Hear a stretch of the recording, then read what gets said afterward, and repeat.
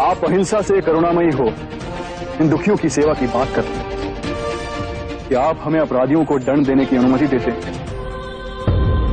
कि अपने राज्य के लिए, अपनी संपत्ति के लिए, अपने परिवार की सुरक्षा के लिए युद्ध करो। क्या यह उचित है? एक बार की घटना है अजातशत्रु। एक गांव में एक विषैला सर्प था। न जाने वो कितने लोगों को काट मृत्यु के घाट उतार चुका था। सभी गांव वाले उससे बहुत भयभीत थे। वो जिस वृक्ष के तने में रहता था वहां बच्चे खेलने से भी डरते थे। एक बार ऐसा हुआ, एक भिक्षु वहां से गुजरा और उस वृक्ष की छांव में विश्राम करने के लिए बैठा। सांप उसे काटने के लिए बाहर निकला तो भिक्षु को उद्विग्न ना होते हुए देख सर्प अचंभित हुआ। भिक्षु ने उसे उपदेश दिया कि तुम्हारे काटने से, तुम्हारे लोगों को क्षति पहुंचाने से उन्हें बहुत पीड़ा होती है, उनके प्राण भी चले जाते हैं। सर्प में वैराग्य जागा। उसने निश्चय किया कि वो किसी को क्षति नहीं पहुंचाएगा, किसी को नहीं काटेगा। और सर्प को अहिंसक देख गांव में लोग धीरे धीरे निर्भीक होने लगे। कोई उसे छेड़ता, बच्चे अकारण ही उसकी पूंछ पर अपना पैर रखते, लेकिन वो किसी को क्षति नहीं पहुंचाता था। बच्चे उस पर पत्थर फेंकते, किंतु फिर भी वो पलटकर वार नहीं करता था। भूख और पीड़ा से वो क्षीण हो गया था।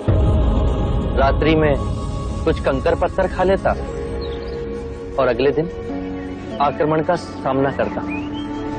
वो सर्प इतना घायल हो गया था कि गांव वाले उसे रस्सी से अधिक नहीं समझते थे। और फिर उस मार्ग से पुनः वो भिक्षु गुजरा। जब उसने सर्प की ये दुर्दशा देखी तो वो बहुत दुखी हुआ।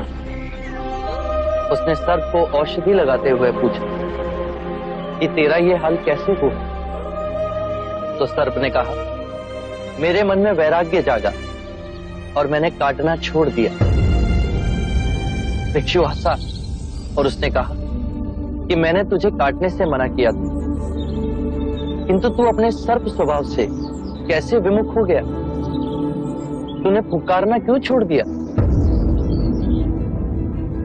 किसी भी बात की अति, अहिंसा की भी अति, यदि ध्यान से देखोगे तो हिंसक बन जाती। दोषियों में तुम्हारा भय होना चाहिए, उन्हें उनके अपराध का दंड भी मिलना चाहिए, किंतु ध्यान रहे न्याय देने वाला अपनी निजी कटुता के कारण उसे दंड ना दे, अपितु दोषी को उसके दुष्कर्मों और उसके अपराधों का दंड मिलना चाहिए। यदि क्रोध, लोभ, ईर्ष्या बीच में आए तो न्याय न होगा। बुराई को भलाई से जीतो। यदि बुराई भलाई पर हावी होने लगे तो मनुष्यता का नाश होगा। यदि बुराई को युद्ध भी करना पड़े तो वो भी करो, किंतु उस युद्ध के कारण तुम स्वयं ना बनो।